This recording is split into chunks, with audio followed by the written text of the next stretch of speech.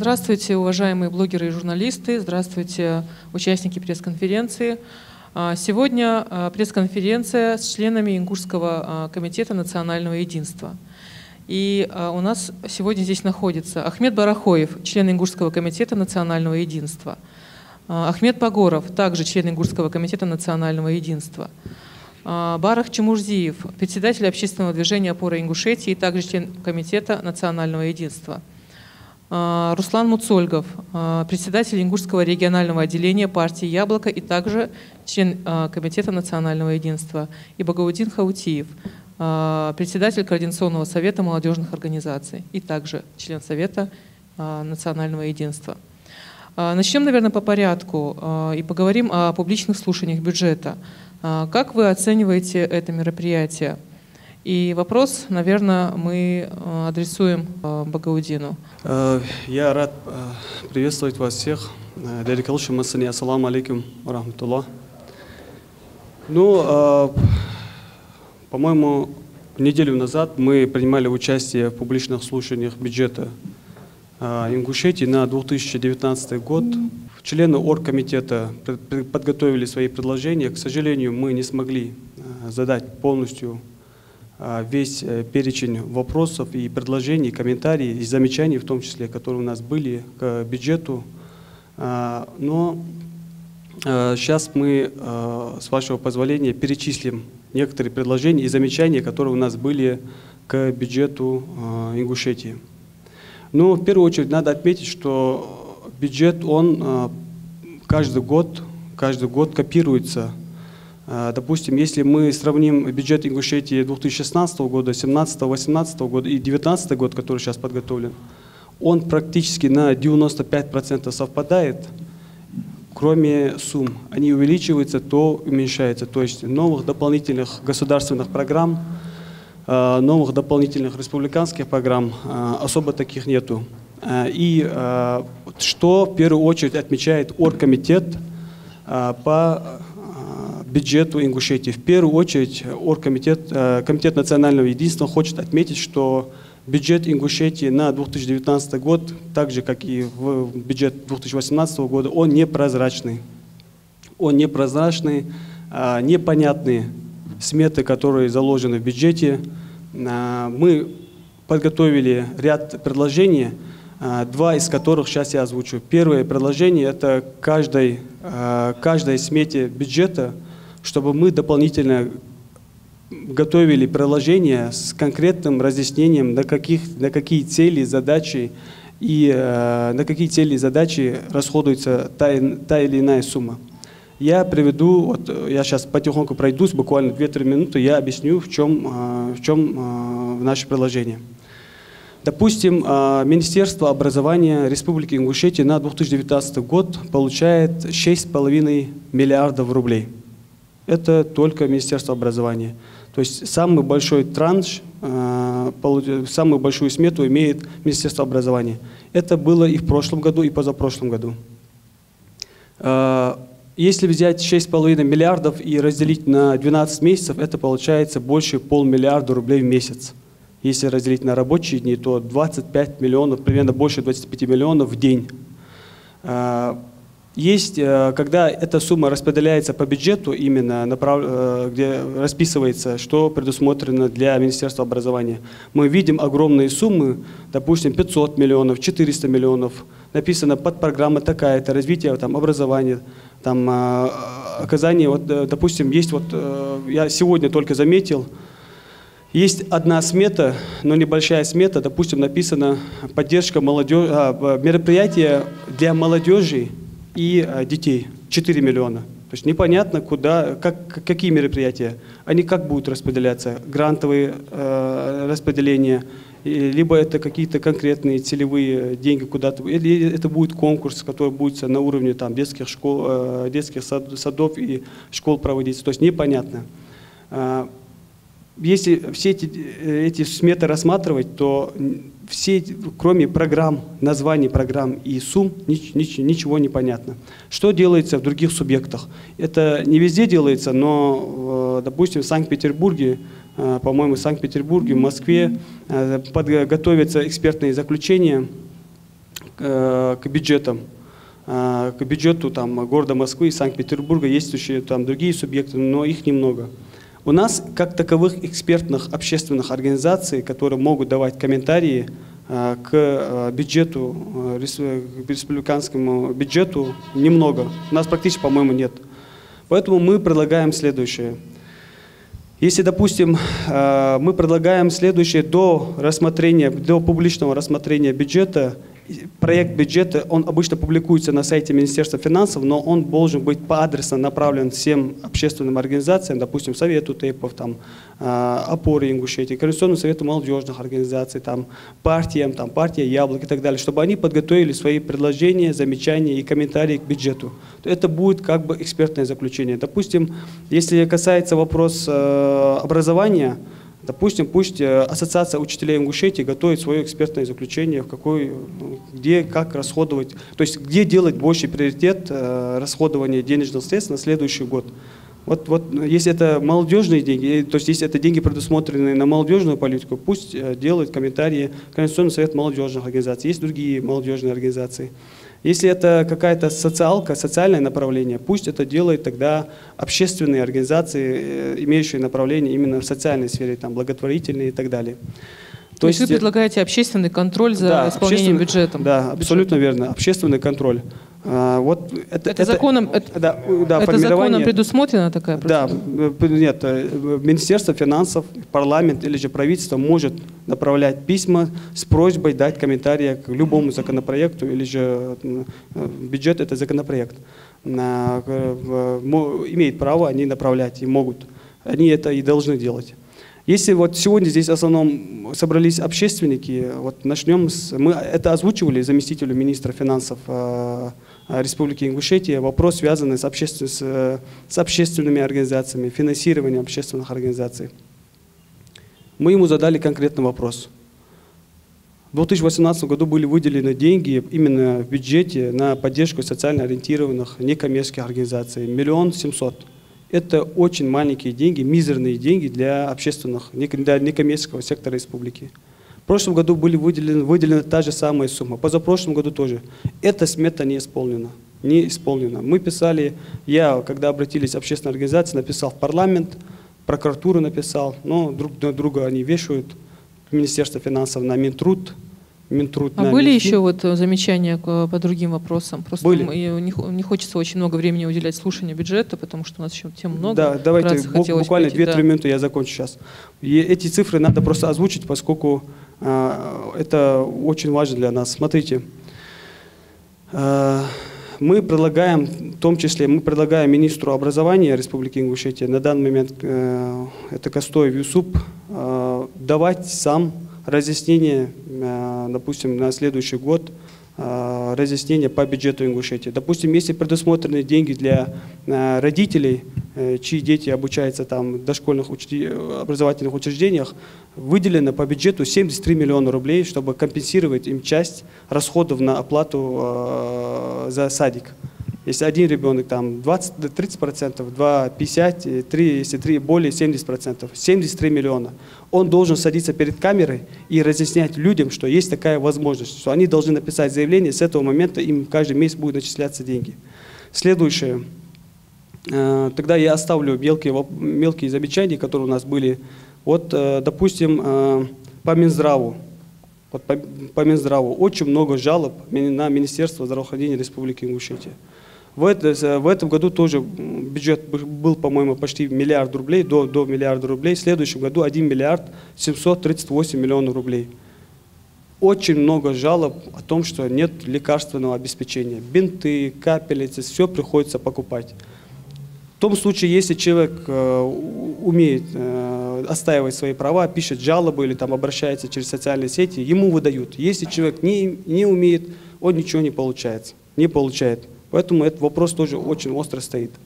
По Министерству труда и социального развития 5 миллиардов 369 миллионов 795 тысяч рублей.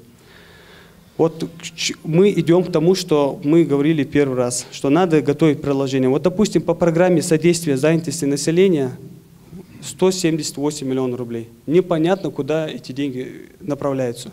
Бюджет готовится для простых людей, чтобы они прочитали, посмотрели, знали, куда идут бюджетные деньги республики. Непонятно, грант это, либо какие-то конкретные субсидии и так далее. Социальные выплаты безработным гражданам 752 миллиона рублей.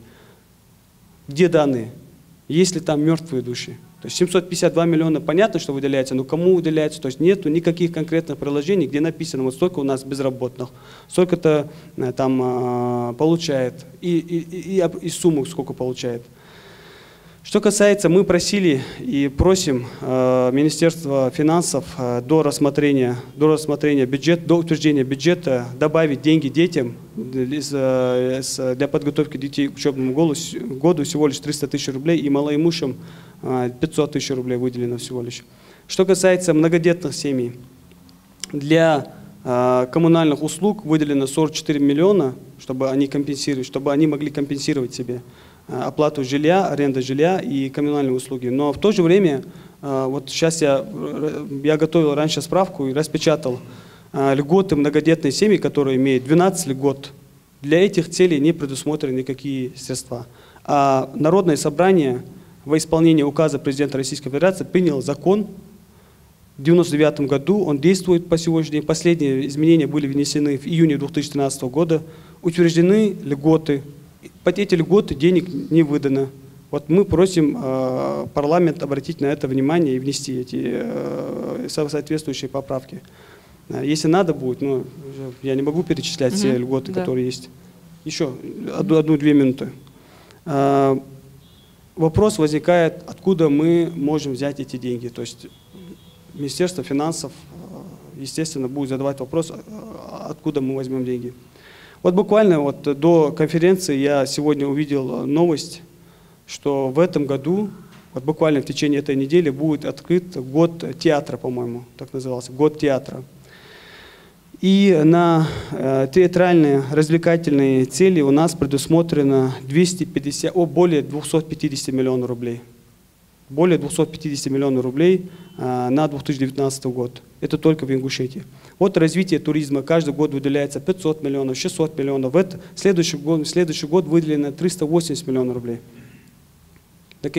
Лучше взять отсюда деньги с этой сметы и направить на социальное направление. Культурно-развлекательное, вот культура и кинематография 441 миллион. Минац получил только по одной программе духовно-нравственного воспитания 47 миллионов в следующем году. В этом году то же самое они получили. В прошлом году то же самое, около 50 миллионов. То есть каждый год эти сметы дублируются, и эти деньги неизвестно куда уходят. Какая программа за 47 миллионов по духовно-нравственному воспитанию? И это тоже непонятно. Поэтому есть еще много замечаний, но это очень мелкие замечания, поэтому мы их сейчас оставим просто. Скажите, любой человек может попасть на публичные слушания бюджета? Да. Любой человек имеет право принимать участие на публичных слушаниях. К сожалению, в этом году были составлены заранее списки и попытались не пропустить простых жителей, которые пришли послушать обсудить бюджет республики. Но, к счастью, нашлись ответственные работники правоохранительных органов, которые сказали, чтобы пропустили всех. Вот тут у нас вопросы есть от блогеров присутствующих. Вопрос по Горову Ахмеду. Участие в публичных слушаниях бюджета – это разовая акция или планомерная работа по организации общественного контроля за процессом исполнения республиканского бюджета? Если да, то как вам кажется, должна проводиться эта работа? Везде мы слышим о необходимости общественного и национального контроля. Мы поэтому и решили принять участие в обсуждении этого бюджета. Поэтому мы много для себя увидели, много для себя открыли. Как принимается, как слушается, на каком уровне, кто защищает этот бюджет, кто его формирует. Много было вопросов. И начиная вот с порога этого здания, где мы принимали участие в этих слушаниях, это здание мы там и поднимали этот вопрос. Честно говоря, это здание 21 века, мне было стыдно заходить туда. Это строили мы, это строили наши строители, это наш заказчик Минстрой, подрядчики наши, как мы узнаем. Но как строилось и как защищалось, как его принимали, я просто не знаю, этот объект. Честно говоря, руководитель этого культурного учреждения, так себя рьяно вел, начиная вот с порога. Но если бы он еще поддерживал бы этот порядок, где были предусмотрены, как Багаудин сказал, по-моему, там расписано на поддержку таких объектов, где-то на 2019 год, по-моему, около 500 миллионов рублей. Если при таком поддержании этого объекта и другие поддерживаются объекты, и туда расходуются эти деньги, это статья коррупционная. Это прямо на нем написано, что коррупция. Эти 500 миллионов уж уйдут в никуда. В никуда. Поэтому за этой статьей, за этими 500 миллионами рублей должен быть не то, что общественный, это должен быть национальный контроль. И мне было, честно говоря, видеть, как Ингушу, как это наше здание, куда могут прийти наши дети, наши матеря, наши отцы, наши братья, сестры, и гости, посетители города Магаз могут туда прийти. Но как, честно, я выбирал кресло, мне стыдно, обидно говорить, ну, Аллах, это было просто, некуда было садиться. Валяющиеся кабеля, валяющиеся провода, тянущиеся на проводах микрофоны. И просто было очень неуютно себя чувствовать там. Но все-таки, почему? Потому что Минстрой и Стройнадзор, который должен осуществлять контроль за этим строительством, в одном ведомстве. Строительная инспекция там же. Так кто заказчик и кто принимает, все под одной рукой. Надзирающий орган он должен быть как-то в стороне от заказчика. Но это сформировано в одних руках. Поэтому... А вот как вы считаете, нужно постоянно участвовать ежегодно в таких слушаниях общественным организациям, или это была просто разовая акция? Да, я думаю, должен быть ежегодный на заслушивание на принятие этого бюджета и на общественных слушаниях максимально желательно было бы с каждого населенного пункта, чтобы принимали участие люди, высказывали свои пожелания, свои замечания, ибо каждый в населенном пункте знает, что у него есть, чего не хватает и куда расходуется наш бюджет. Как вы думаете, это принесет результат? Вот принятие этого бюджета, рациональность для наших районов и городов. Мы там забыл этот вопрос, почему буквально на днях глава республики закладывал поликлинику в Сунже, в городе Сунже, там, где уже есть поликлиника. Мы задали вопрос, но там начался ор, там начался визг, мне было стыдно там находиться, хотя я адресовал этот вопрос непосредственно министру экономического развития и торговли и Министерству финансов. Ну, по другим учреждениям, я, честно говоря, не хотел сейчас останавливаться, потому что там было мне высказано, что супруга Погорова уволена за хищение.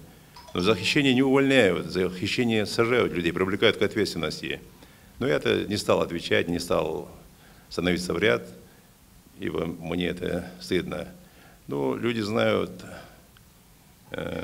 ту или иную фамилию, кто чем занимался. Я хотел бы привести этому министру здравоохранения пример, когда вот в новой поликлинике в Альтиево, я просто немного маскировался, зашел туда, меня никто не узнал, но врачи и ее непосредственные подчиненные сидят в кабинетах, принимают наших пациентов, наших родственников, где нет окна. Вот кабинет, представьте себе, врача, где напичкано оборудованием, но там нет ни одного окна, там нет вентиляции. Вот куда бы нам бы смотреть, нашим министрам. Но у нас министры как? У нас идет ротация. Здесь возбудили уголовное дело, этого министра переводят на другое место, потом поднимают в ранг вице-премьера, потом перемещают в другое место, и у нас уголовные дела идут вслед за этими министрами, но, однако, все остаются на плаву. Поэтому я там и сказал, нет срока давности. Нет срока давности этим преступлениям. Рано или поздно кто-то спросит и задастся этими вопросами. Знает, сейчас тот министр меня услышит, откуда вы буквально вот вывели 700 миллионов рублей, но потом этот министр якобы смещен. Но я бы пожелал бы этому министру вернуть свои 700 миллионов рублей в бюджет обратно в то же министерство. От того, что вы ушли с этого министерства, это не значит, что эти вопросы будут вам адресованы. Верните 700 миллионов рублей в то министерство, откуда вы ушли. У меня все. Пока. Барах, вы тоже были на этих слушаниях и были довольно активным участником, у вас было много вопросов. Скажите, были ли вы удовлетворены ответами, которые получили? Бисмиллахир-рахманир-рахим. Да, вот есть несколько моментов, на которые я хотел обратить внимание наших жителей республики. Ну, во-первых, на этих слушаниях должна была присутствовать общественная палата. Ее не было. Общественная палата у нас сегодня это ноль пользы от нее, хотя она получает финансирование из республиканского бюджета. Она должна присутствовать, она должна контролировать. Она и должна общественный контроль заниматься. Не было там и общенационального фронта, перед которым тоже президент России поставил задачу наблюдать, контролировать чиновников. Эта структура тоже финансируется из бюджета, на них тоже выделяются деньги. Вот. Но там, где они должны быть, их нету. Они присутствуют на разных протокольных мероприятиях, но вот именно на таком мероприятии их почему-то нет. И, по-моему, у нас один человек возглавляет и то, и другое, я сейчас не помню точно. Значит, по бюджету вот я хочу обратить внимание, когда главой, президентом тогда еще Республики Ингушетия стал Юнусбек Баматгариевич, в 2008 году бюджет республики был около 18 миллиардов рублей. Сегодня, на следующий год, бюджет будет около 20 миллиардов рублей. То есть за 10 лет наш бюджет увеличился всего лишь на 10%. При том, что цены и на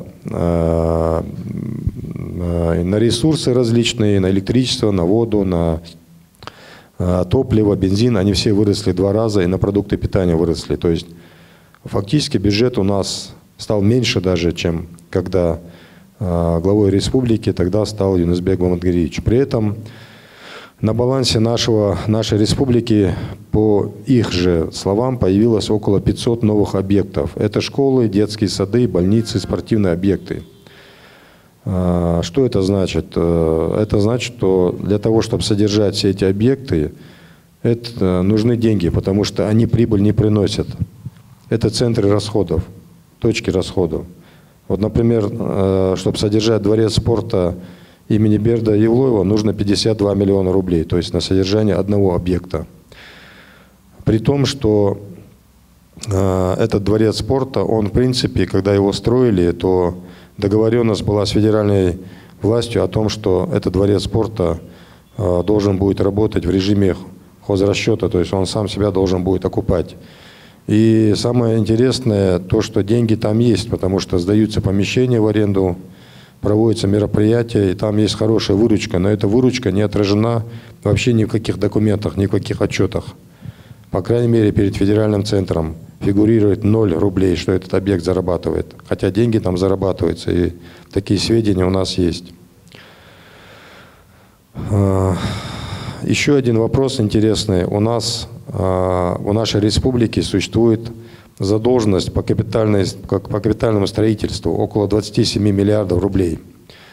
Ни один министр не смог на этих слушаниях ответить, каким образом эти денежные средства будут найдены, и эта задолженность будет погашена, если бюджет нашей республики уже сегодня дотационный, то есть он и сейчас даже не хватает просто на содержание социальных объектов, там, культурных объектов и так далее, денег. Где найти эти 27 миллиардов? Эта сумма превышает годовой бюджет республики. На вопросы по десяткам тысяч мертвых душ, которые в ГУПах появились сейчас, тоже ни один министр, ни министр экономики, ну, министр экономики в меньшей степени, ни министр финансов, ни руководитель налоговой службы Ингушетии не смогли дать ответ, хотя они получают НДФЛ, они следят за тем, какие доходы поступают в бюджет республики, какие расходы там есть. Они только пожали плечами, сказали, что никакой информации у них нет, что тоже, конечно, очень удивительно, потому что как можно не заметить десятки тысяч мертвых душ, которые работают в ГУПах. Например, для сравнения, в МВД работает около 5-6 тысяч человек, и мы видим этих людей, мы видим деньги, которые туда приходят. А тут десятки тысяч человек работают в ГУПах, И ни министр финансов, ни руководитель налоговой инспекции в упор не замечают этой аферы, не замечают этих денег, этих людей, которые там оформлены. Ни министр финансов, ни руководитель налоговой службы не смогли ответить, сколько налогов платят в бюджет республики Сад-Гигант, который имеет выручку годовую 1 миллиард 700 миллионов рублей, является лидером российского рынка сбора яблок, около 10%, около 100 тысяч тонн яблок собирают они в год. Эти данные находятся у них на сайте, это в открытом доступе. Вот, поэтому здесь никакой инсайдерской информации нет, но почему-то такое огромное предприятие, которое должно быть градообразующим, мы не имеем данных, сколько налогов оно платит, это предприятие.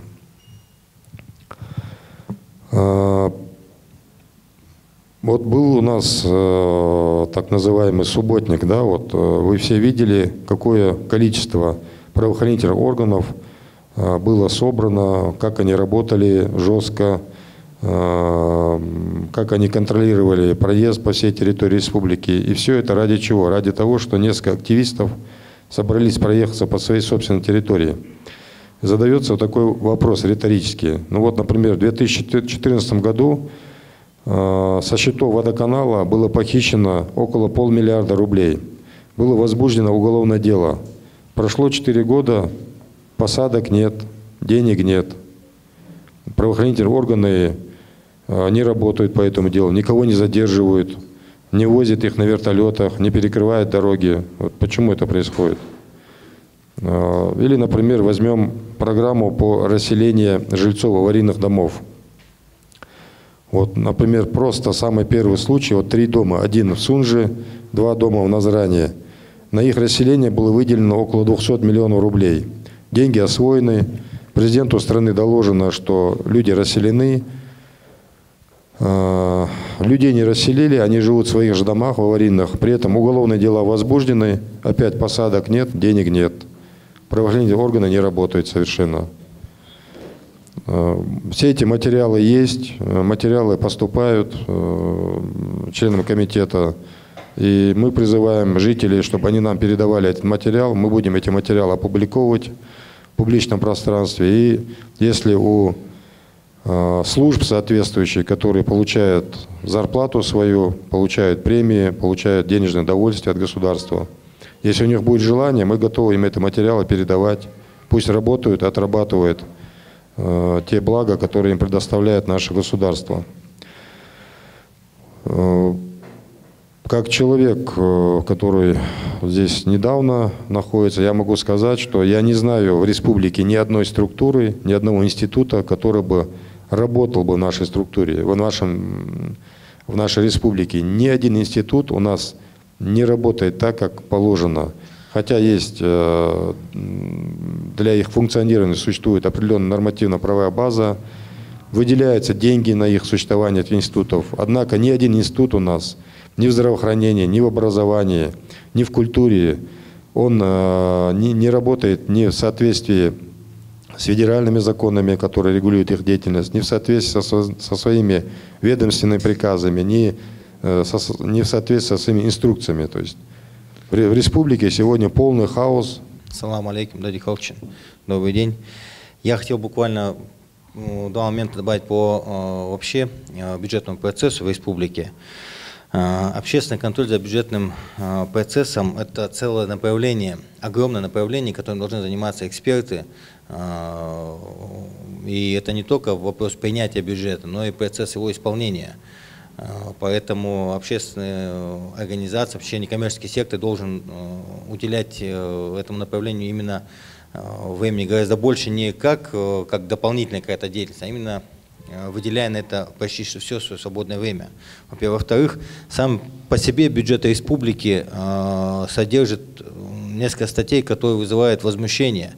На весь госаппарат нашей республики тратится почти 1 миллиард рублей, при том, что на детей эти деньги не выделяются. Речь идет о самом элементарном, это обеспечение детей в школах питанием. Такой статьи расходов просто нет.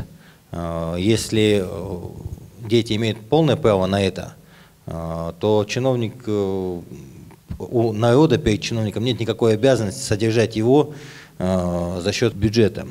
Это первый момент. Второй момент, здесь говорили о бюджете Минобразования. Бюджет Минобразования настолько огромен только по той причине, что органы местного самоуправления, вообще муниципалитеты, заставили передать, делегировать свои полномочия в сфере образования, дошкольного образования, среднего образования и в сфере здравоохранения, делегировать эти полномочия на уровень республики. И мы усматриваем в этом прямую именно коррупционную составляющую. Это второй момент, в чем проблема нашего бюджета. Эти действия региональной власти и то, что на них, скажем так, повелись муниципальные власти, это то, что приведет в конце концов к ослаблению и так не состоявшегося местного самоуправления в республике вообще. И для того, чтобы исправлять это, нужно пересматривать бюджет именно в сторону децентрализации и ухода от выстроения таких жестких вертикалей власти, даже в системе образования и так далее. Муниципалитеты и сами люди на местах через органы местного самоуправления должны быть допущены к осуществлению контроля за расходами этих денег и в школах, и в городских районных больницах, ну и, естественно, в сельских пунктах, ФАПах. Перейдем к следующей теме. Это субботник. И почему вот решили проводить субботник и с какими препятствиями столкнулись? Я думаю, что Ахмед Барахоев на этот вопрос ответит. Бисмиллахир рахманир рахим. Ассаламу алейкум рахматуллахи баракатуху. Дадык Хальшин. Здравствуйте, дорогие товарищи. Значит, вопрос субботника. Как складывалась ситуация в последние недели, значит, в республике? Молодежь постоянно получала информацию, что где-то в Жайрахском районе хотят построить арку, Этум-Калинский район, что на другой стороне, значит, тоже там проводятся какие-то мероприятия и провоцирующие ролики разные в социальных сетях. Конечно, молодежь вела себя неспокойно, и не один раз к нам обращались в Комитет национального единства, значит, организовать туда выезд, вплоть до того, что мы туда несколько тысяч, там 2-3 тысячи человек выедем и не позволим ставить никакую арку там, потому что закон не имеет юридическую силу. Конституционный суд отменил решение, ратификация, которая была в парламенте проведена, признала его незакономерным, и закон не имеет силу. Конечно, мы старались, уговаривали, говорили, что этого делать нельзя, что туда ехать нельзя. Да, территория, она не спорная, она однозначно территория Ингушской республики, и никто туда не имеет выезжать и организовывать какие-то там работы или мероприятия. Тем более там заповедная зона, и в этой заповедной зоне, значит, как мы знаем, ведутся строительные работы, вывозится лес оттуда, вывозится все что угодно, и работники, значит, соседнего субъекта, значит, могут там проводить любые работы, любые мероприятия, а нам объявляют, что там КТО, туда ехать нельзя и все такое. И потом, значит, поработав вот с этим, обсудив этот вопрос в комитете, мы, значит, пришли к такому решению, что надо молодежь все-таки туда вывести, показать им, а как его вывести, чтобы там не было никаких инцидентов, никаких, значит, правонарушений, скажем так. Мы придумали, что мы поедем туда мирным маршем, поедем, если там, ну как это было принято раньше говорить, субботник, это мы его так, просто так символически назвали субботником, поехать, подобрать там, если есть мусор, убрать, посмотреть исторические места, посмотреть, в каком состоянии все это находится. Это было решено, потому что обе руководители субъекта, значит, когда подписывали это соглашение, заявили, что эта территория, она свободна, туда может любой желающий приехать, уехать. И для них, кто мирно туда едет, значит, дорога открыта. Услышав вот это вот их заявление, молодежь, и мы посчитали, что это мирный поход, его можно осуществить с благими намерениями, значит, провести там субботник. Но, к сожалению, все оказалось не так просто.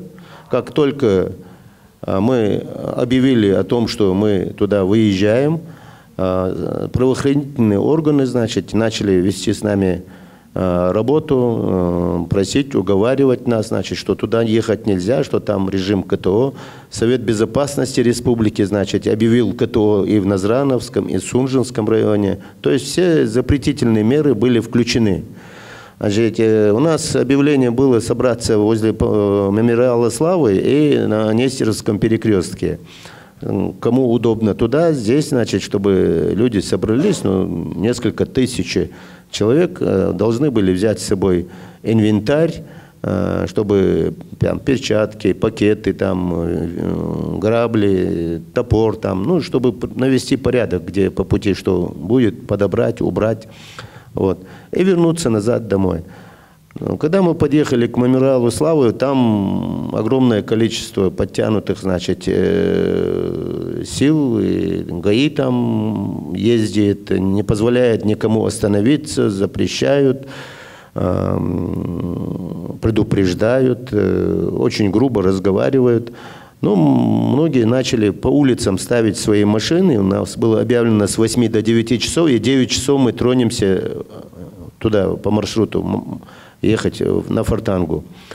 К этому времени, значит, когда мы подъехали туда, вот с Ахмедом рядом, там молодой человек припарковаться хотел, там к нему сотрудники полицейские придрались, значит, запретили ему. И мимо проезжающий блогер Яндиев Руслан остановился, который вез свою семью куда-то, начал снимать, и они на него набросились, начали отбирать у него, значит, эту запись, его телефон, там, записывающее устройство. Начали избивать его, забросили в машину. Ну, произошел такой инцидент, и в итоге забрали двух наших парней, Муцольгова Магомеда и Яндиева Руслана. Вот. И там присутствующий журналист Изабелла Евлоева, которая снимала это все, тоже у нее забрали, значит, телефон ее записывающий, который она записывала. Грубо с ней тоже говорили. Ну, случилось то, что случилось. Здесь ребят забрали, значит, мы, значит, успокоили Изабеллу, значит, переговорили с руководством, сказали, что это неправильно, что это нарушение прав, нарушение демократии, значит, что мы по Конституции имеем на это право, у нас мирный марш, мы не собрались здесь митинги несанкционированные устраивать. Субботник, он не запрещен законом, значит, мы вышли вот на мирный марш. Нас не услышали. Начали, значит, угрозы, и я, как старейшина, принял решение, значит, чтобы избежать от лишних конфликтов, обратился к молодежи и сказал: давайте, мы не имеем цели нарушать законы, мы будем в правовом поле работать, и мы поедем до Нестеровского перекрестка, и там всех соберем, обратимся к молодежи и призовем их к тому, чтобы все разъехались по домам. Что мы и сделали. Мы туда подъехали, значит, обратились, молодежь меня услышала.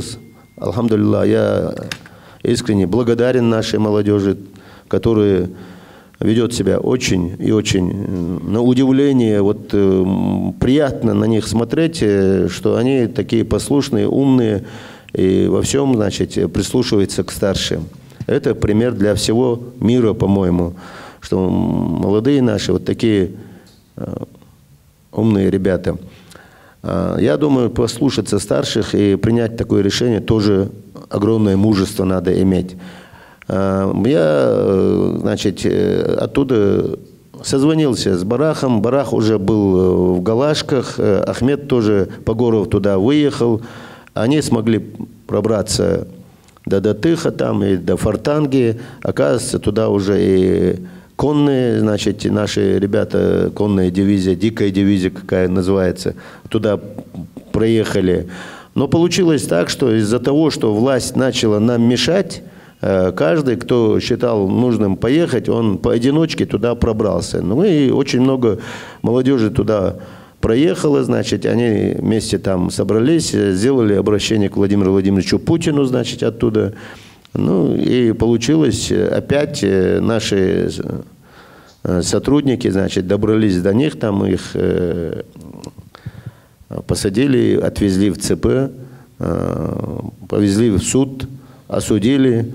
Значит, тех блогеров и молодых ребят, которые здесь вот на Сыркорте забрали, их тоже, значит, осудили. Им по 5 суток дали, значит, побои, другое. Но там ведется работа. Ну, и хочу сказать, что все, что делалось властью, это нарушение Конституции, нарушение закона, нарушение прав человека, что очень досадно. Я думаю, что с этим надо бороться, мы будем бороться.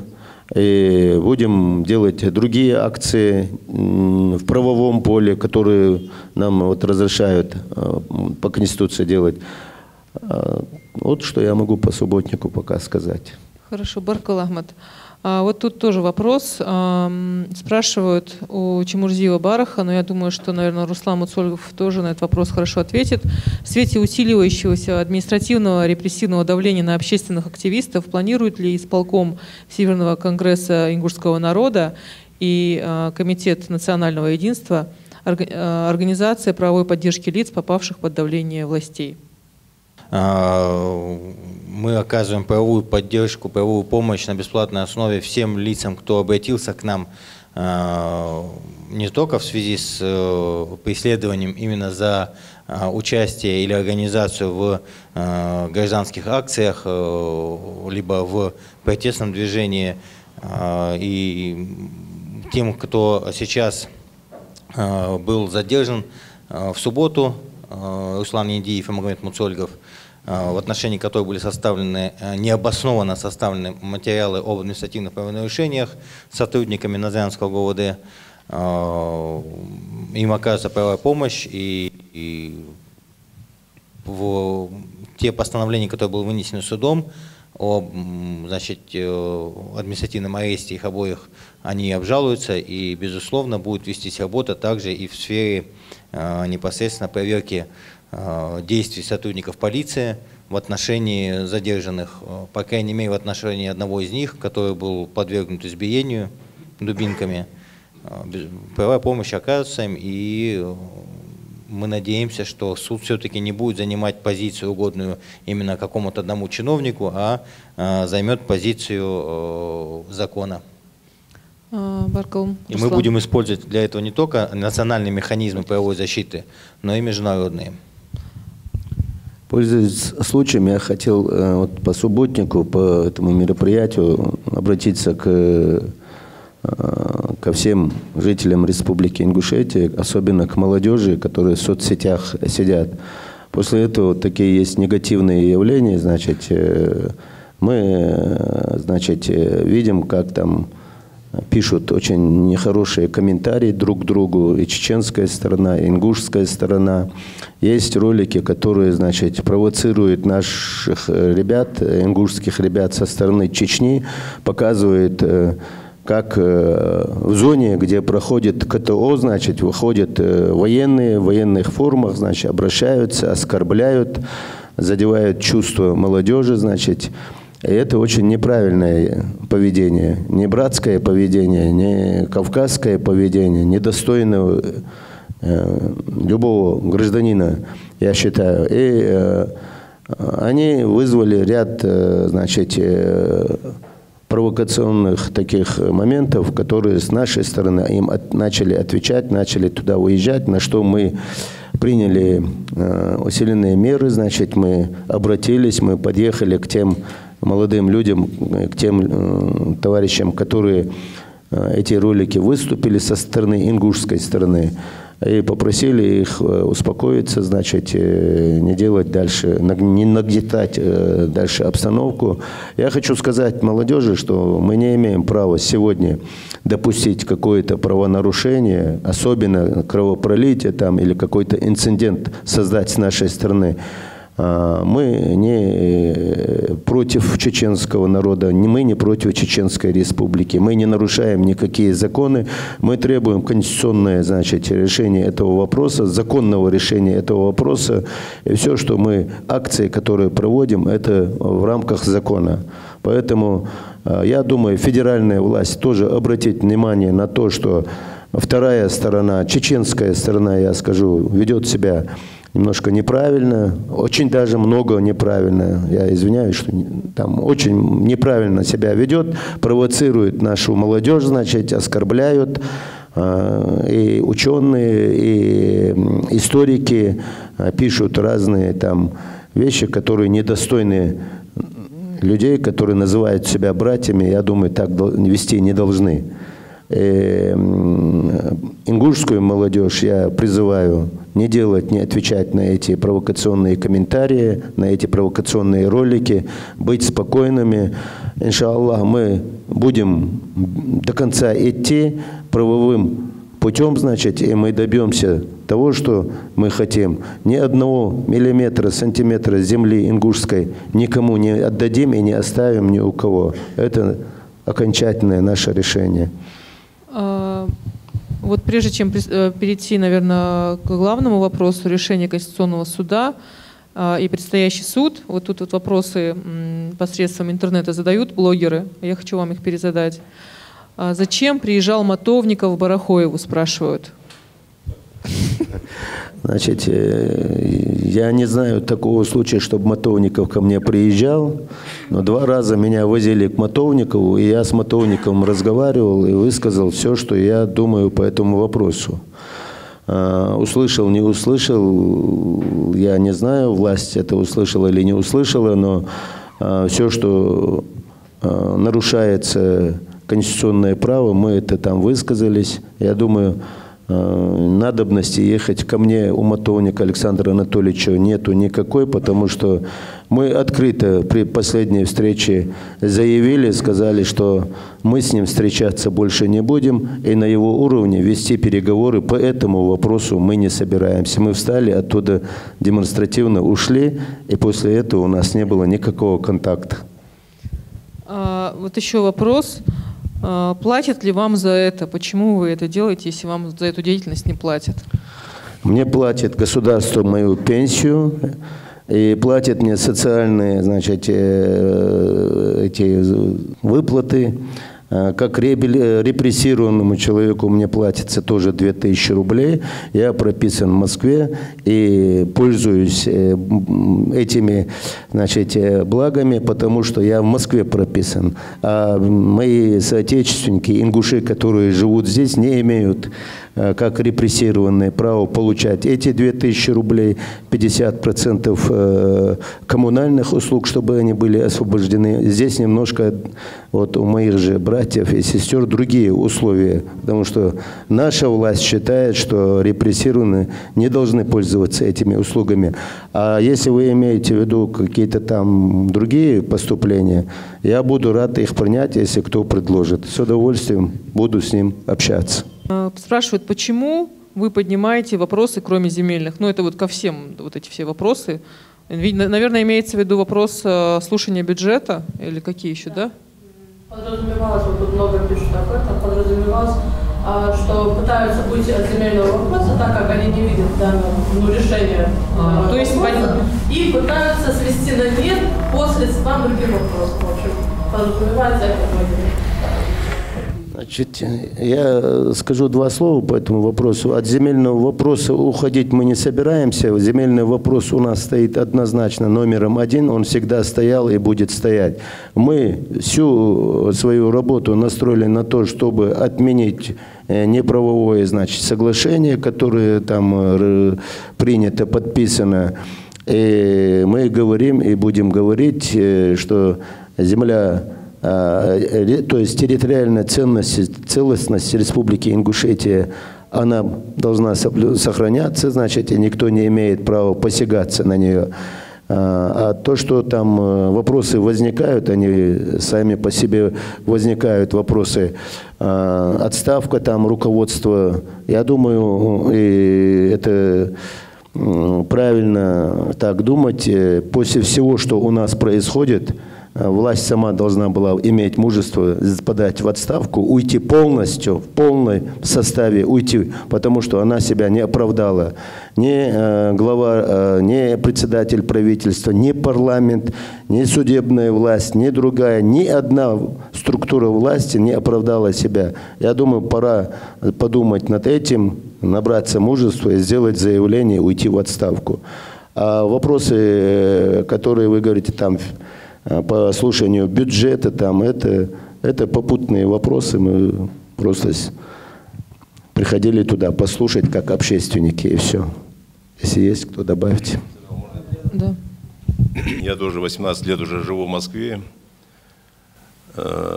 Не прописывался там по сей день. Всегда чувствовал себя жителем республики.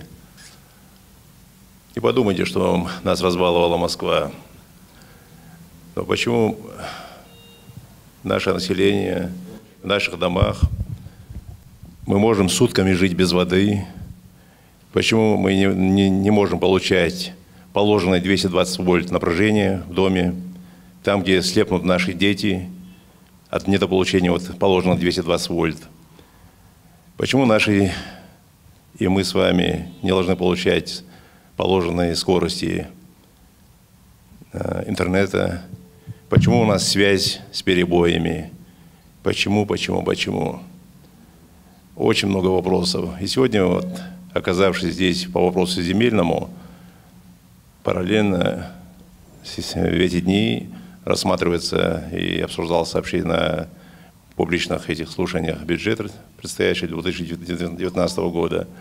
Просто оно параллельно все сопутствует. Очень много вопросов, почему. И поведение власти сегодняшней, почему. А я скажу почему. Потому что вот эта власть, он не один виноват во всем этом. Вот это окружение, посмотрите, пройдитесь по улицам нашим, и вы увидите, торговые центры именуются, чьи они, это действующих наших министров. Посмотрите торгово-производственные центры, это действующих министров. Посмотрите рестораны, посмотрите культурные мероприятия, посмотрите, под кем, кто строит и кто заведует. Поэтому поведение этой власти, и окружение этой власти, и те, которые сегодня представляют органы государственной власти, поэтому вот так и ведут. Там, где скажут им, подпишись, отдай эту землю, он отдаст, тот или иной министр. Но сегодня мы видим, где это проявляется принципиальность в отдельности этих руководителей. Спасибо им большое. Общественность проснулась. Мы отдали, мы хотим там отдать, мы хотим здесь отдать. Мы хотим сейчас водоканал вывести куда-то под кого-то. Или кто-то готовит под себя тыл, пути отхода. Не будут этих путей отходов. Не будет. Поэтому поймите нас правильно. Я заверяю вас, что я не люблю больше, чем вы, этот народ. Я не люблю и не меньше. Я не люблю эту республику ни больше, ни меньше, чем вы. Но я себя считаю ингушом. Я люблю эту республику. Я знал, и на моих глазах проходило, как ее возрождали, как ее создавали. Поколения, целые поколения уходили у нас с желанием увидеть восстановление нашей республики. Некоторые не дождались, очень многие не дождались. Но коль мы ее создали, давайте ее беречь. Давайте ее беречь и не разбрасываться налево-направо. Небольшое дополнение по поводу вопроса, почему мы поднимаем другие вопросы. В большинстве случаев, наоборот, Комитет национального единства и вообще общественность провоцируют сами же местные чиновники.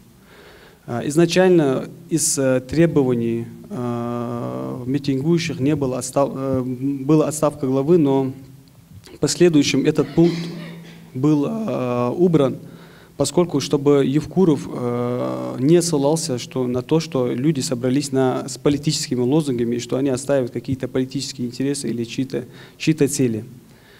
Именно этот пункт был убран именно поэтому. Но в последующем мы все наблюдаем, что и глава республики, и правительство, и парламент, что они ведут работу против своего же народа. Как это происходит? Когда глава республики обращается к Конституционному суду Российской Федерации, мы автоматически вынуждены реагировать на это. Соответственно, мы подаем просьбу согласовать на митинг. Нам согласовали. Если бы Евкуров не обращался в Конституционный суд, митинг 27 числа не проходил бы. Если бы глава республики не обращался бы в Конституционный суд, снова требование о подставке главы не поднималось бы. Поэтому все, что сегодня происходит, это естественная реакция ингушского общества на те выпады, которые сегодня бросает нам местная власть. Вот ответ на первый вопрос. Что касается небольшое дополнение Ахмеду Барахоеву, насчет субсидий на предоставление, просто небольшая заметка.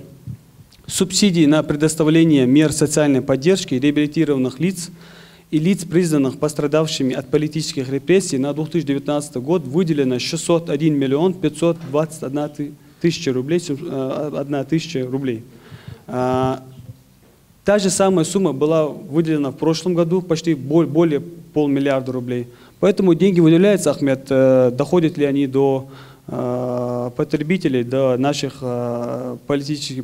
пострадавших от политических репрессий, еще неизвестно. Вот в этом направлении тоже надо работать. И насчет первого вопроса, платят ли членам оргкомитета, я удивляюсь, когда задают такие вопросы, поскольку как можно задавать вопрос, платят ли вам, зачем вы проводите данную работу, если вам не платят. Ну, это то же самое сказать, что, вот, допустим, если родители состарились, зачем ухаживать за родителями, если они вам не платят? То же Очень самое. хорошее сравнение, я считаю. Забыла, я хочу добавить, почему мы посетили, значит, общественное слушание бюджета, этого документа. Вы знаете, вот получаем информацию, у нас построили 31 объектов здравоохранения, столько-то там школ, сколько-то там детских садов, там столько-то заводов, столько-то рабочих мест. Но вопрос Гупняган, мы уже поняли все, как у нас рабочие места создавались. Это мы все уже знаем. Вот, мою супругу, заслуженный учитель республики, там, народный художник, она в 2 ГУПах оформлена, работает. Там, не знаю, кем она, трактористом или кем она работает, не знаю. Вот.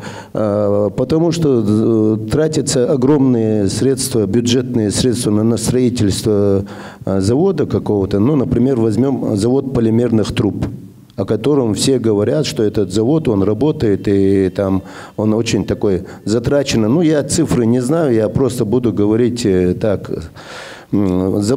Затратили, допустим, там сумму 300-400 миллионов рублей, построили этот завод, и в то же время этот завод в аренду отдается каким-то другим субъектам. Они там работают и платят 10 миллионов там в год. То есть для того, чтобы этот завод был рентабельный, и эти деньги вернулись в бюджет, надо 300 лет. Но это же неправильно, это же не государственный подход к вопросам.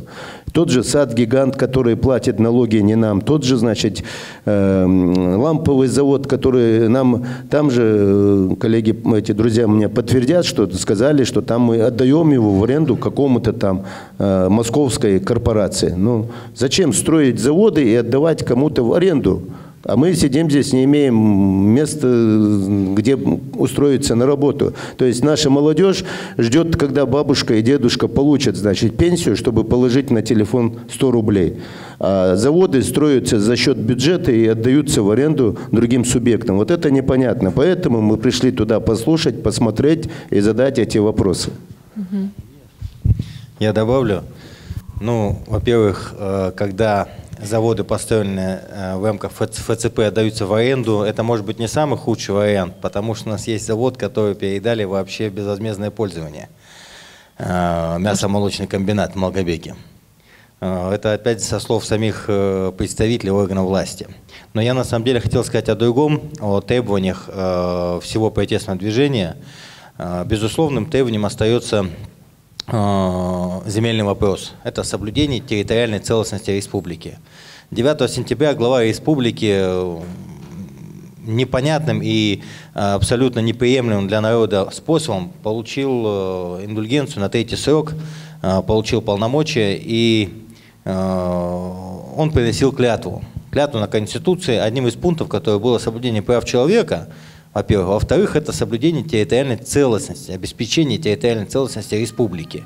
И спустя буквально 3 недели он подписывает соглашение, согласно которого республика теряет 10% территорий, ранее входивших, или де юре они сейчас входят в наш состав. Это один момент. Второй момент, когда глава республики продавил, скажем так, это соглашение, закон о его утверждении через Народное собрание, через парламент наш, и затем сами же депутаты обратились в Конституционный суд. Конституционный суд сказал, что этот закон фактически утратил силу в связи с тем, что не соответствует Конституции. И после этого глава республики предпринимает абсолютно все возможные для него меры, незаконным способом, аморальным способом порой, для того, чтобы притащить соглашение, под которым он поставил свою подпись. А как может быть после этого не возникнуть требования отставки главы республики? Если даже при наличии решения постановления Конституционного суда, который фактически денонсирует его соглашение в нынешнем виде, если даже после этого он не собирается их исполнять, закон, во-первых, во-вторых, и требования, правовую позицию не отставит Конституционного суда, то есть фактически позицию Конституции Республики Ингушетия, то здесь единственное законное и разумное требование – это отставка главы республики. И, как сказал Ахмед Барахой, безусловно, вместе с ним должен уйти в отставку и правительство, как это предусматривает закон, и парламент, который фактически не представляет в данном виде интересов населения республики. Но при этом всем мы, являясь благоразумными людьми, говорим, что отставка всех 3 ветвей, точнее всех 3 этих органов, которые я назвал, и главы республики, его администрации, правительства и парламента, не снимет территориального вопроса, если он не будет решен в первую очередь. Так что эти вопросы, они связаны между собой, но территориальный вопрос для Республики Ингушетия является номер 1. Сейчас перейдем, наверное, к нашей главной теме. Мы оставили ее на десерт. Это решение Конституционного суда Республики Ингушетия и подготовка к Конституционному суду Российской Федерации. И вопрос, будут ли представители исполкома Всемирного конгресса ингушского народа, Конституционного суда Республики Ингушетия и депутаты Народного собрания Республики Ингушетия иметь право голоса на этом заседании в Конституционном суде Российской Федерации? Наверное, Ахмед Багоров ответит на этот вопрос. Да, спасибо. Мы официально получили приглашение для участия в Конституционном суде Российской Федерации. Мы обязательно это сделаем. Мы уже готовимся к выезду. Это будет 27 числа в 10 часов утра. Поэтому, я думаю, наша поездка и участие на этом высоком судебном органе покажет. Я думаю, нас должны выслушать, должны дать нам слово. Там будет помимо нас еще представители. И мы определимся. Я думаю, что не должно быть все-таки, мое мнение, если судья Конституционного суда в ранге заместителя председателя Конституционного суда Маврина, я не думаю, что он в противовес решению Конституционного суда нашей республики. Если по внутреннему убеждению он будет выносить свое решение, мы надеемся все-таки, что он должен был видеть, слышать чаяние нашего народа на букве закона, когда мы стояли 2 недели под открытым небом. Я не думаю, что он не ознакомится с этими материалами. Я надеюсь все-таки, что этот человек проявит принципиальность и скажет свое слово. Было бы, конечно, кстати, если бы господин Евкуров не доводил бы до этого, не доводил бы, коли он приносил клятву на Конституцию Республики Ингушетии, но когда он нарушил ее, он принял решение обратиться в Конституционный суд России. Я слышу вот за то время, которое я пребываю здесь, когда я перехожу называю фамилии, я не понимаю, когда мне говорят, что около не называйте фамилии. Как это? Мы всегда гордились своими фамилиями, мы горды всегда, мы должны гордиться. Мы же не какие-то, знаете, отщепенцы. У нас есть род, у нас есть тейп, у нас есть откуда мы. Поэтому эта фамилия, это не один он несет ответственность. Фамилия сама и род должен солидарную ответственность нести. Я думал и надеялся бы, что до Конституционного суда, до 27 числа, этот род, этот тейп привел бы в чувство своего человека, не доводил бы до этого и отозвал бы свое обращение.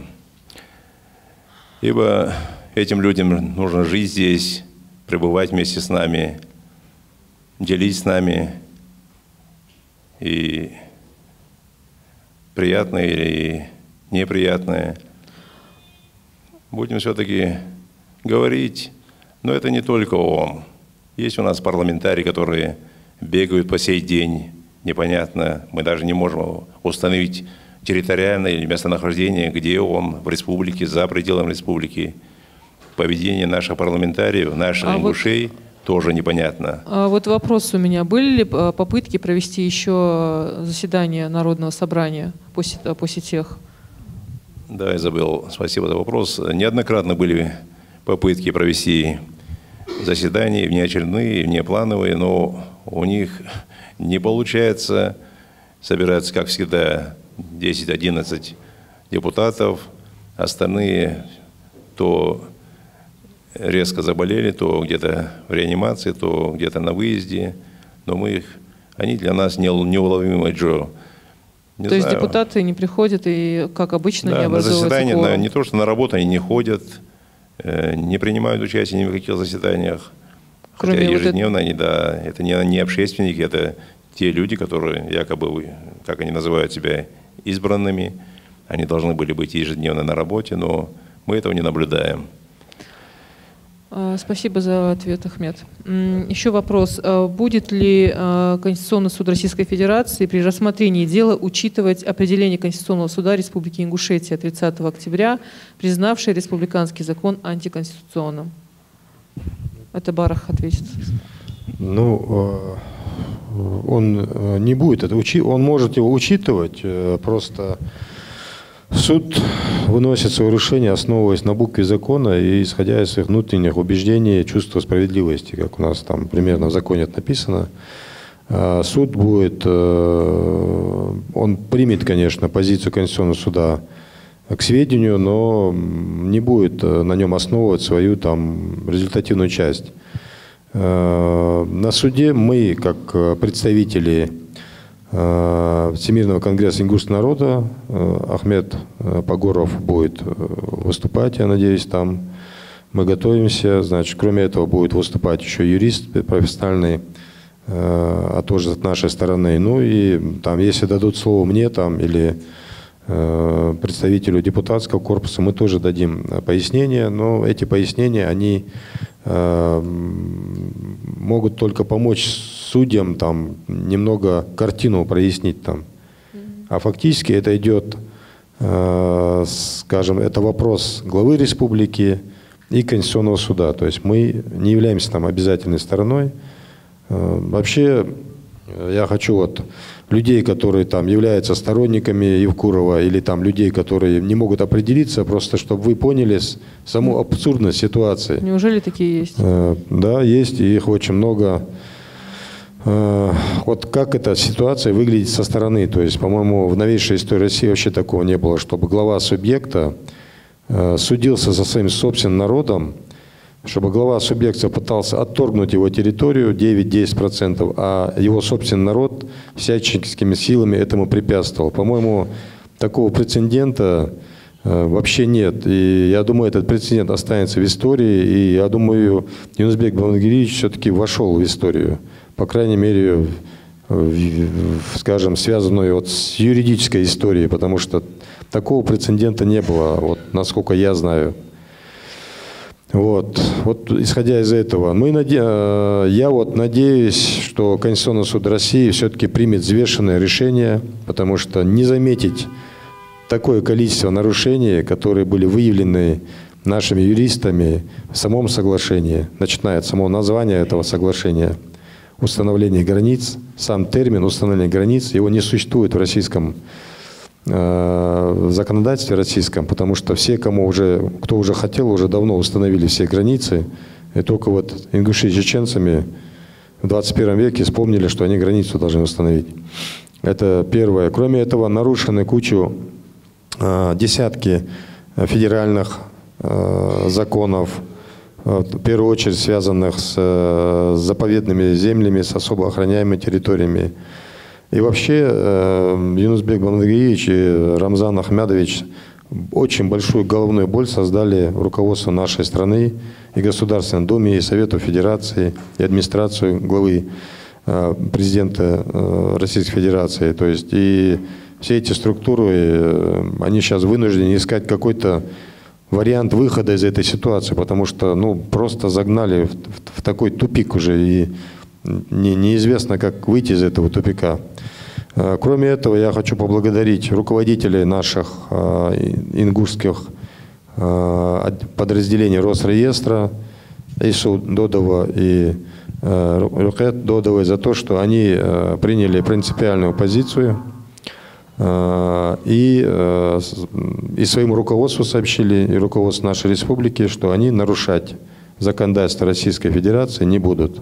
И, соответственно, подписывать документы и способствовать регистрации этих изменений тоже не будут. Поэтому мы будем надеяться, что их позиция останется без изменения.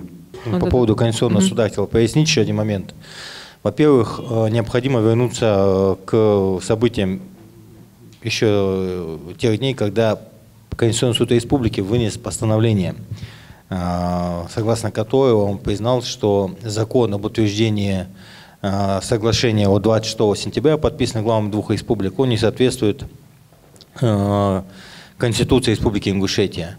Это постановление окончательно и обжалованию не подлежит. Оно вступило в законную силу с момента его провозглашения. И надо понимать один момент, что теперь депутаты Народного собрания, они обязаны провести заседание и отменить закон, который Конституционным судом был признан как противоречием Конституции Республики Ингушетия.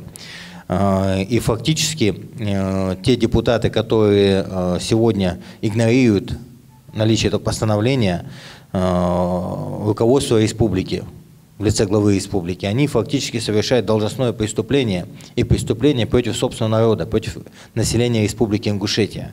Это первый момент. Второй момент по поводу обращения в Конституционный суд Российской Федерации. Глава республики фактически вышел за рамки своего полномочия при подписании этих соглашений в первую очередь, а во-вторых, при обращении в Конституционный суд России.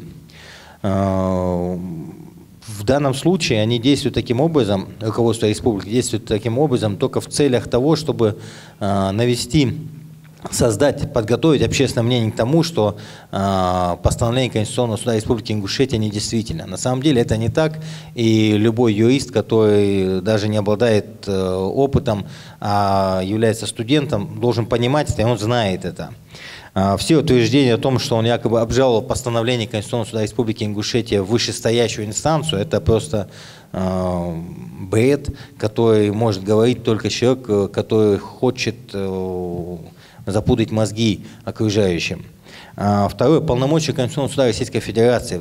Именно если говорить о том вопросе, как поставила региональная власть, они заявили, что хотят, чтобы Конституционный суд России дал оценку самому соглашению и закону, который был принят именно в рамках утверждения этого соглашения. Конституционный суд Российской Федерации не имел права принимать это заявление, этот запрос вообще к производству, а должен был отклонить его. Более того, еще один момент есть, это то, что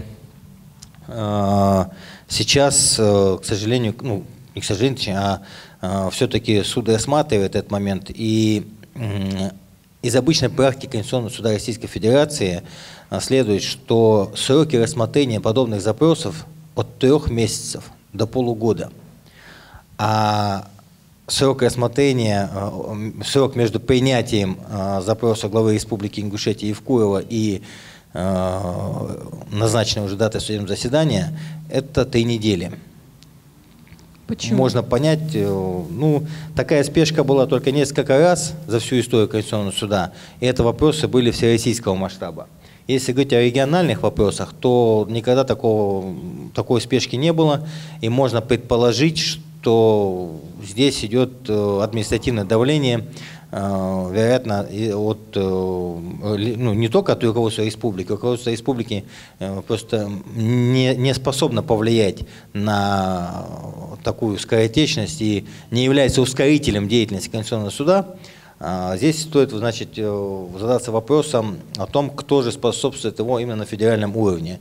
Знает ли об этом глава государства, и либо это кто-то из администрации президента России.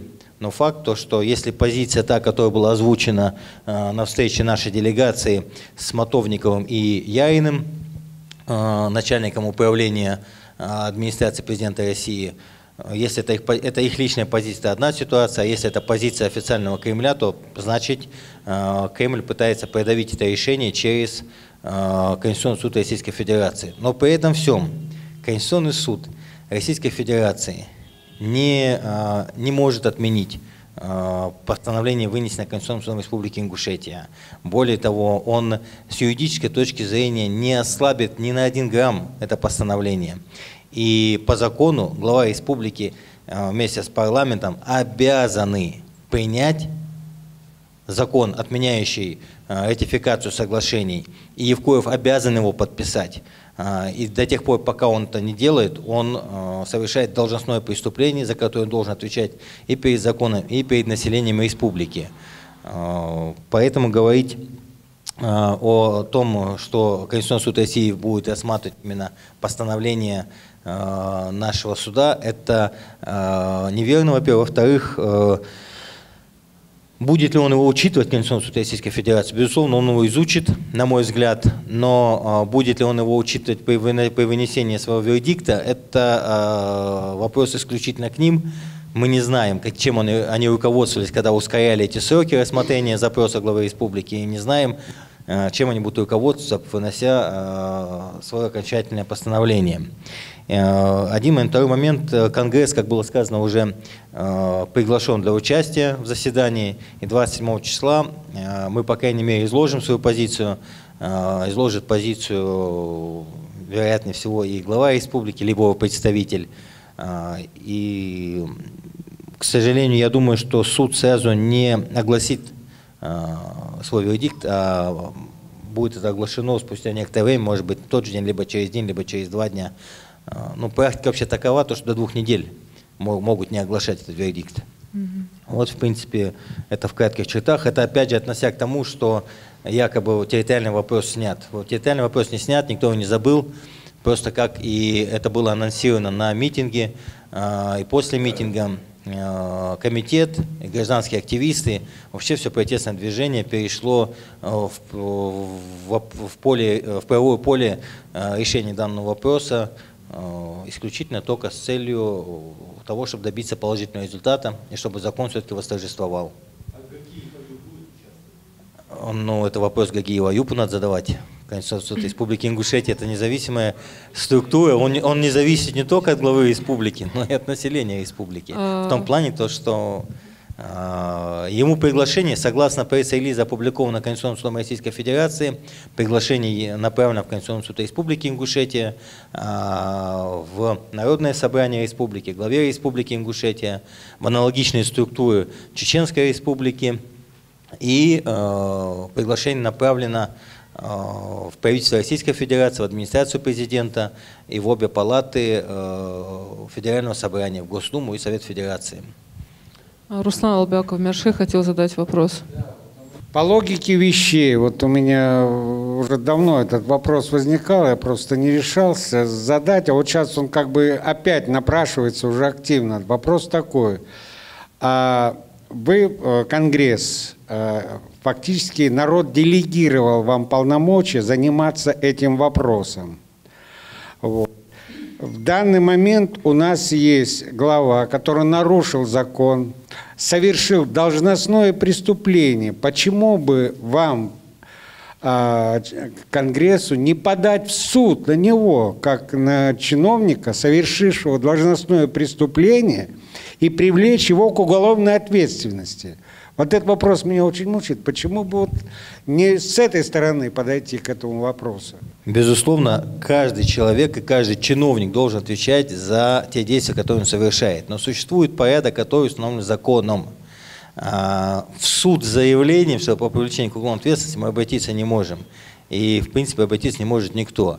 А вот если существуют другие надзорные органы, например, прокуратура, либо другие органы, которые могут выявить преступление и начать проверку доследственную. Фактически это может обратиться и общественность республики, и любой человек, любой гражданин. Он не должен делегировать эти полномочия никому. Он может сам обратиться, этот человек. Любому это, кто-то хочет пойти именно по этому пути, безусловно, он может это сделать. Но мы сегодня должны понимать две вещи. О том, что постановление Конституционного суда Республики Ингушетия принято. Для его исполнения есть трехмесячный срок.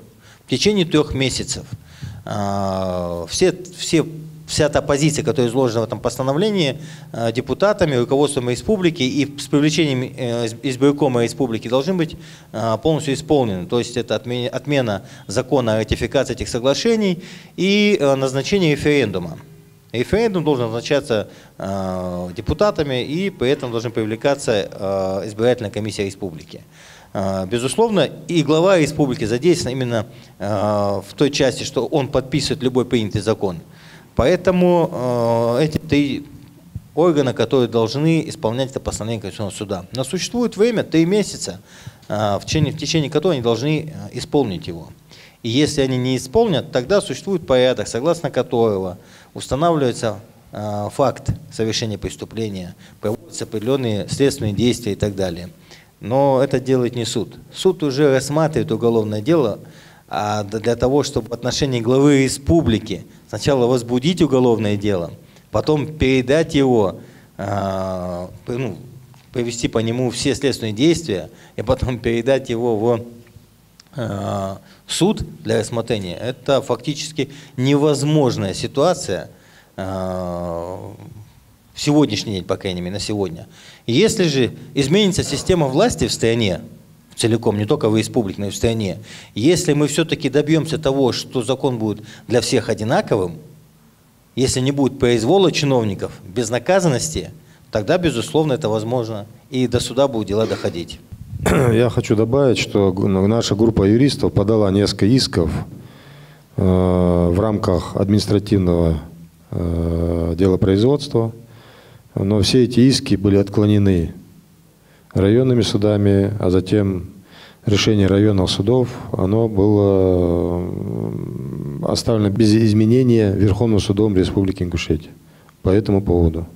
Следующий вопрос. Какие действия будут приняты в случае, если Конституционный суд Российской Федерации признает решение Конституционного суда Республики Ингушетия недействительным? Но я думаю, Руслан уже ответил. И вот тут еще один вопрос. Я думаю, он приграничен с этим. Будет ли подниматься вопрос пригородного района, если мы действуем по карте 1934 года? Баркал Изабелла. Вопрос хороший. Значит, если Конституционный суд Российской Федерации примет решение против, скажем, народа, то мы оставляем за собой право высказывать свое недовольство в отношении власти. То есть мы будем требовать от власти полную отставку всех структур власти. Также мы будем требовать у власти, у федеральной власти будем требовать выполнения закона реабилитации репрессированных народов, который 26 лет лежит, не исполняется. Если, нарушая Конституцию, можно по-живому резать и отрезать от Республики Ингушетия кусочки, то надо вернуть пригородный район и город Владикавказ по 1934 году, как они это сделали здесь, вот подготовили документы, нарушая Конституцию. А тут надо, соблюдая Конституцию, исполнять закон и отменить все правовые документы, которые были приняты в нарушение Конституции, значит, имея наличие закон реабилитации репрессированных народов, принимается муниципальный закон, значит, и поправки в Конституцию вносятся. Это все надо отменять, так как они не имеют никакую юридическую силу, и выполнять закон, который принят 26 лет назад. Самый гуманный, самый народный закон, который, значит, нужно исполнять этот закон, и все. Мы будем требовать у власти, и никто с митинга не уйдет никуда, митинг будет бессрочный, и будем требовать до конца выполнения. И будем также с другими средствами бороться, значит, за отмену вот этого соглашения. То есть у нас есть еще наши адаты, шариатский суд, которые мы будем тоже привлекать и использовать в решении этого вопроса. Это совсем не означает, что работа с границами на восточной стороне будет прекращена.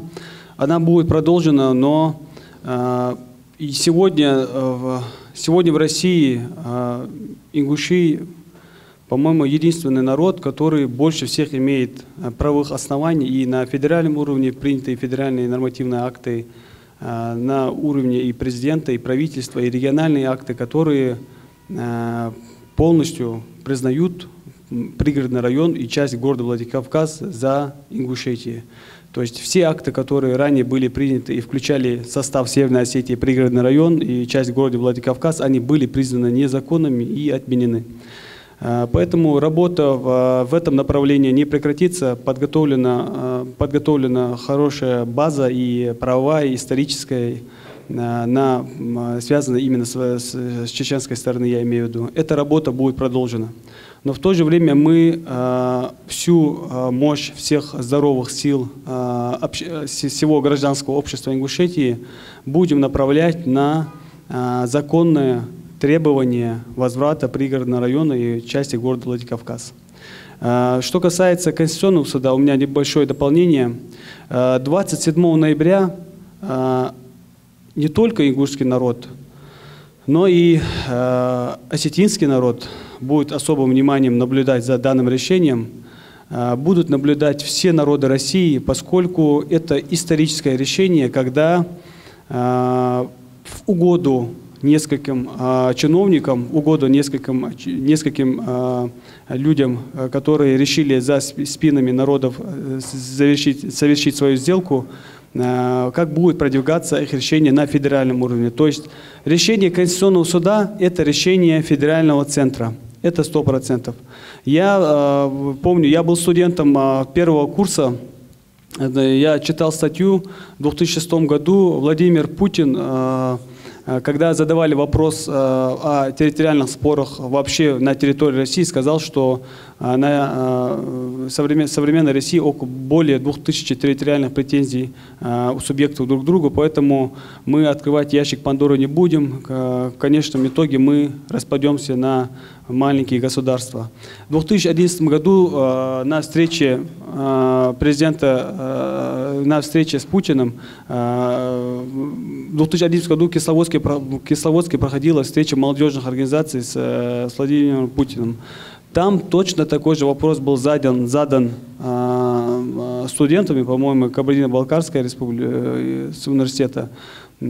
Путин то же самое подтвердил в 2011 году, что никаких территориальных споров на территории России допускать нельзя.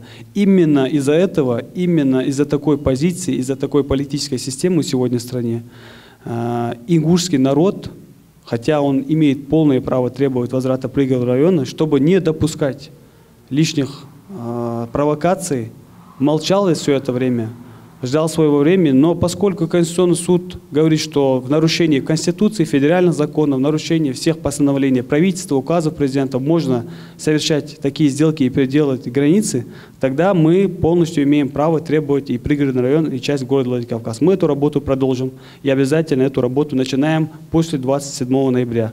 Большинством голосов Оргкомитет национального единства принял такое решение. Вот у меня вопрос к Бараху Чемурзиеву. он тоже приграничит с этим вопросом. 4 ноября вы выступали в Москве, да, на вечере памяти. И что вы там такого сказали, что в соцсетях идет очень жирная дискуссия по этому поводу? Ну, я сказал, что мы не белые, не пушистые. Сейчас мы ответим. Да, я думаю, это, я думаю, отражает. Мы как все. Вот сегодня у нас 5% нашего населения, да, нашего народа нашего, не населения, народа нашего, ингушей, наши родственники, проживают на территории пригородного района Северной Осетии.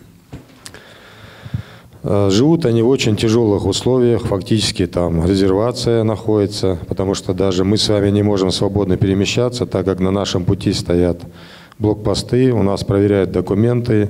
Если мы едем к ним, у нас проверяют документы, регистрируют нас. Если они к нам едут, у них проверяют машины, регистрируют их. Это может быть даже мой брат или сестра, или мой отец, или какой-то другой родственник, но от этого процедуры ее никто не отменяет. Нигде в России нету такой ситуации, такого положения в отношении любого другого народа. Если мне скажете, что любой другой народ России находится в таком положении, то я вам не поверю, потому что нет такого народа. Есть только ингушский народ, и он находится сегодня в таком положении. На этой территории существует раздельное обучение детей. В частности, Базоркино. В одной школе учатся 900 ингушских детей в 3 смены. В других 2 школах учатся около 130 осетинских детей. И большинство классов не укомплектованные, они пустые. Но тем не менее ингушских детей туда не пускают. А вместо этого осетинская власть собирается построить новую школу специально для ингушских детей. Хотя есть 2 полупустые школы, где спокойно их можно разместить, они там будут учиться. Но вот они вот таким образом распоряжаются бюджетными деньгами. Кроме этого, в Ингушетии, татарская, осетинская версия, там тоже есть раздельное обучение. Отдельно живут осетины, отдельно живут ингуши. Повальная безработица среди жителей, полное игнорирование их прав, отсутствие всякой гарантии безопасности именно для ингушей. Вот последний случай, когда в центре Владикавказа получили тяжелые ножевые ранения 3 ингушских ребят, вот он подтверждает мои слова. Вот. Поэтому я, тем не менее, говорю о том, что мы должны с осетинским народом жить, потому что осетины – это такие же, как мы, люди с вами. Они хотят жить, выходить замуж, жениться, рожать детей, развивать бизнес, дружить. И поэтому на этой встрече я сказал, что мы должны искать пути установления вот этих вариантов. Среди них есть хорошие и плохие. Фамилию плохих людей я называл и сказал, почему он живет в Москве. И до сих пор мы не привлекли к ответственности Олега Тизиева. Как говорил Иосиф Сталин, герой Осетии, у любой проблемы есть фамилия, имя, отчество. Есть у этой проблемы тоже есть фамилия, имя, отчество. Зачем распылять свои силы, переносить все это на весь осетинский народ, если есть конкретные виновники наших бед, преступлений, совершенных в отношении ингушских детей, женщин, но мы их не привлекаем к ответственности, а как бы все это разносим, все вот на всех вот разносим, а непосредственно виновники спокойно себя чувствуют. Вот. Это вызвало, моя такая позиция вызвала непонимание у некоторой части аудитории, очень маленькой части аудитории, в основном людей моего и старшего возраста. Молодежь меня прекрасно поняла, ко мне подходили, говорили, что они мою позицию поддерживают. Пока мы не сможем научиться искать какие-то новые пути решения этих межнациональных конфликтов, то вот эта ситуация, она будет продолжаться, то есть напряжение. Осетины тоже в небольшом восторге от этой ситуации, потому что на части осетинской территории существуют села, где живут ингуши, они совершенно не контролируют эти села, осетинская власть их не контролирует. Фактически, то есть юридически они относятся к Осетии, но фактически эти села не подчиняются, они не знают, что там происходит, они не управляют этими селами. То есть проблема есть не только у нас, она есть и у них, и у нас есть. Если мы захотим, мы можем найти точки какие-то соприкосновения. Вот, требовать возврат Прыгиного района, вот меня обвиняли, что я не требую возврат Прыгиного района. Ну, я просто привык всегда в жизни, чтобы цель, она была осязаемая и достижимая.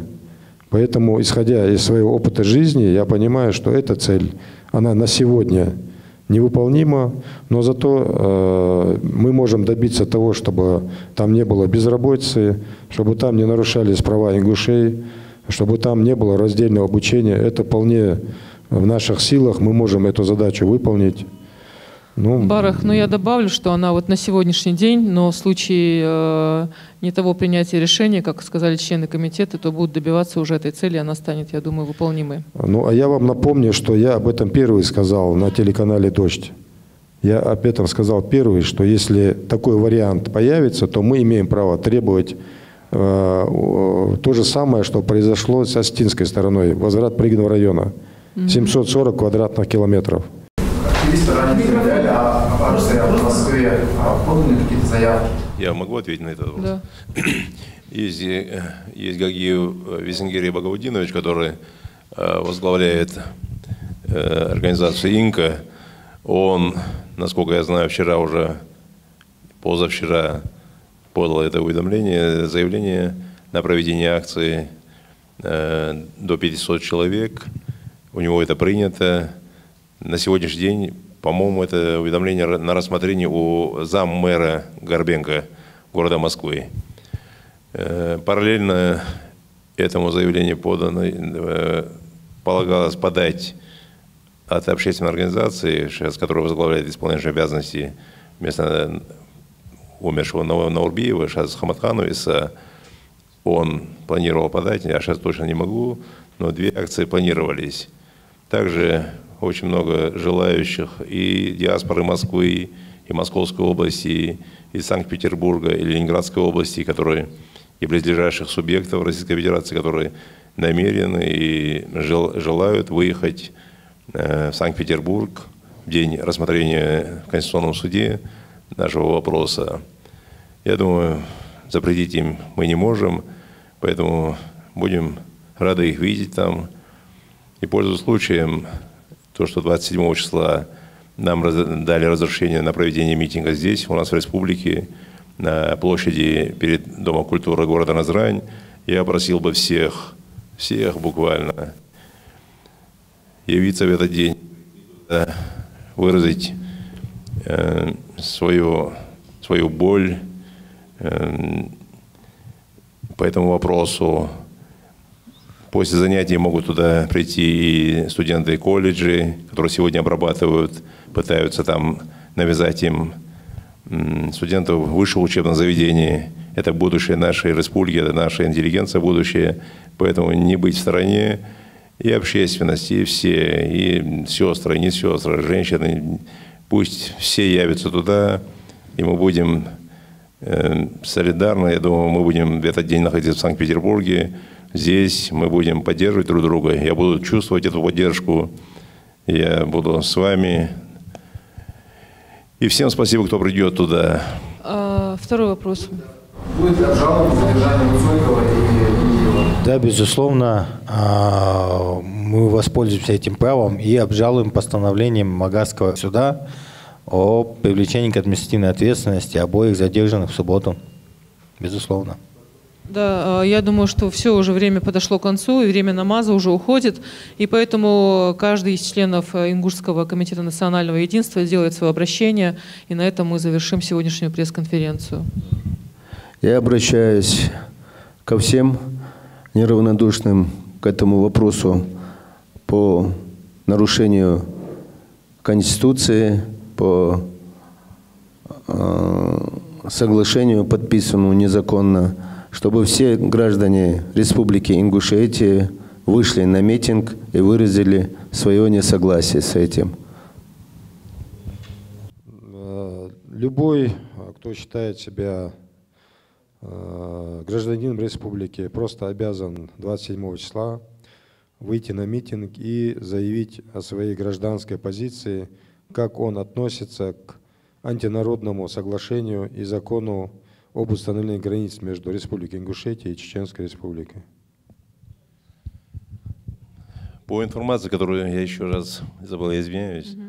Вот сегодня мне говорят, достоверный источник, который говорил по телефону, с московского телефона звонят, и это, скорее всего, опрос идет по линии Всероссийского центра изучения общественного мнения, по ВЦИОМ. Скорее всего, я думаю. И очень много вопросов, и даже меня возмутил вопрос, хотите ли вы войны с чеченцами. Это просто, я не знаю, что за вопрос, и кто мог такой вопрос сформулировать и задавать.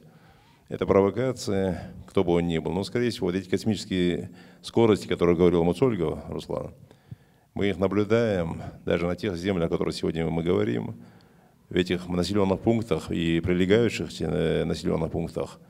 По нашим данным, пытаются искусственно регистрировать людей.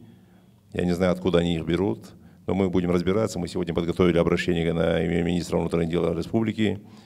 И мы будем разбираться, откуда, сколько было на май месяц примерно текущего года населения этих населенных пунктов, сколько на ноябрь стало их, для чего это делается. Скорее всего, эти данные тоже будут уходить куда-то и создавать какое-то мнение, что вот населенные пункты, вот население этих населенных пунктов за или против. Поэтому эти опросы, эти заполнения анкет студентами, я просил бы быть внимательны, что за этим стоит, что предшествовало, что последует за этим. Это большая ответственность, и я просил бы отнести со всей ответственностью. И несколько слов последнее я уже забыл, больше не буду говорить. Я сказал, Аллах Адла Дараз.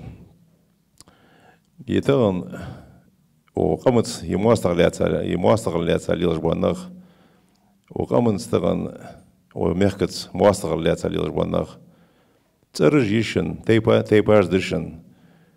Куана, шинца юаха гишан, шин безлышца юаха гишан, шин безлица юаха гишан, мох бяхка анах байржахш. Бог лошайгыца мияхит. Парламентарий хевали, министр хевали, руководитель любого учреждения вали. Шайгыца мияхит, шайж лорди, шай дизел лорби, шайца лори. Мы всегда работали на имя. Мы пытались завоевать это имя.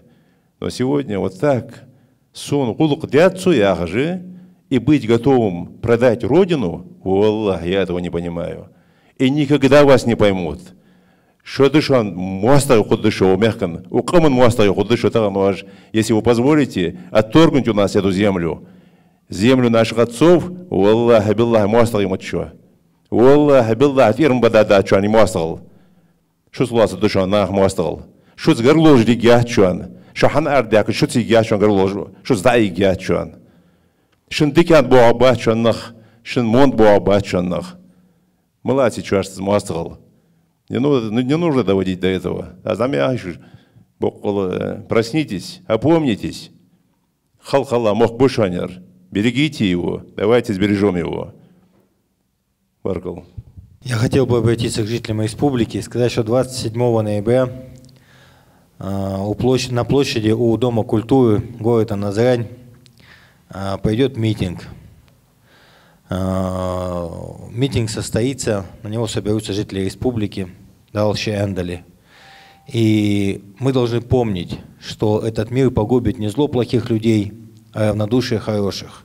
Не оставайтесь равнодушным к проблемам своего региона, к проблемам своей республики. Митинг Адул, Харадул, Цахмадах.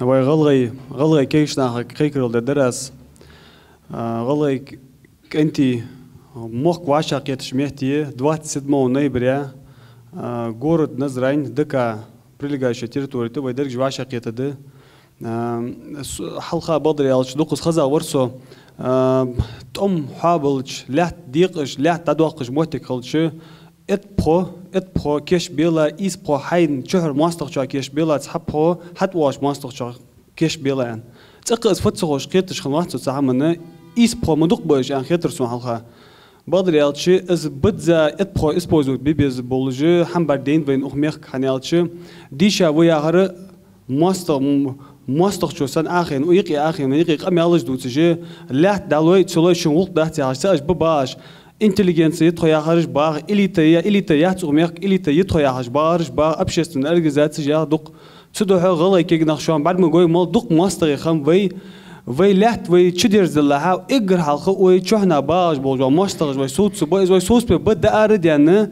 درجة وي عشا كتا وي بال وي دعبوت شبهتي وي داوتي درجة سن إيش صوت ببويش تدوح جو عادي خردسه غلا كيغنا حتى دول شيء قمت خل حد شو دوا دول جديتي خدوق واش حمد داتشون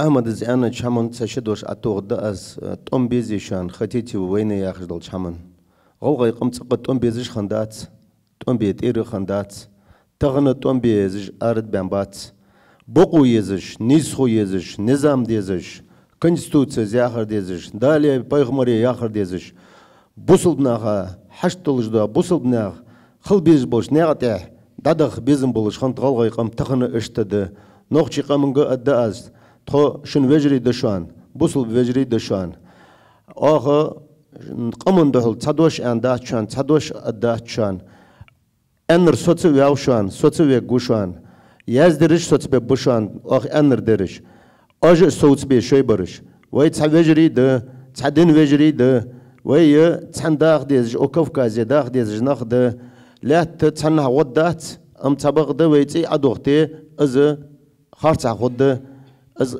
قيمة شداس ده تدو على جويني قيمة مستقل وتد تدو إشكي وأخيار تي دوخت دات آخ دوخت دات أجر دوخت دات تعن سجو دوخت دات وجرش تقيتي أدغ ديت زي عج دولج بصبنا شيلتي أدوخت دي عج دو عمه ويمخك خلي شلج دات تعن أورا أدا المغلى إن شاء الله يا حمد دادير زد بقون تحدا دير زد الله هو دج دادو دج لا تردا دير زد دير دا المغلى أم تبغ ده أغلقا دحل بان أزي آخر مالك خد دات دالي آخر بيغمر آخر ناخ ياخر ددات از ايس ياخر ما ددات از ياخر والجوا سقوي ميخ داوي ياخر جوا سق دواله ويت داوخ ويت شي مل يوخ يا يلجا بقو شي اقمن مل دي ادولج دو محمد ناق احسن شي دينول دلي حقتا قنتير دال تخون ان تو حوالي سنتاني قمال دي از دي خود تخون تخيف الدت از سؤالش حق سؤالش قمن دحول كنستون سود روسيسكي فيدراتسي شي قم داشتيلش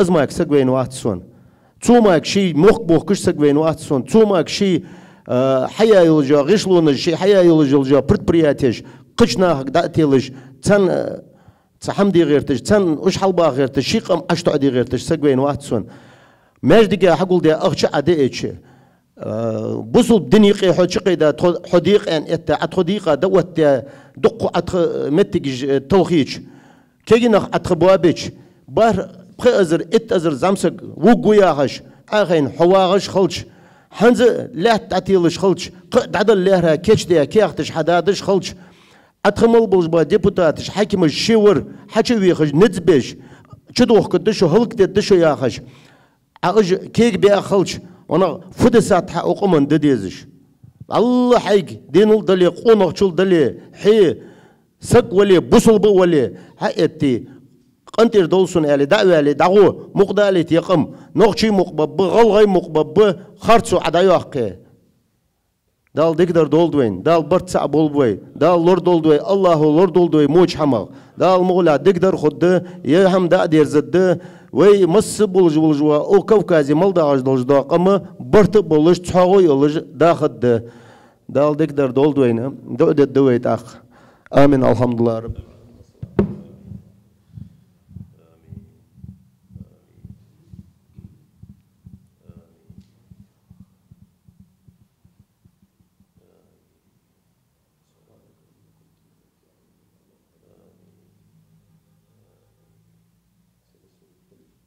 فاتحة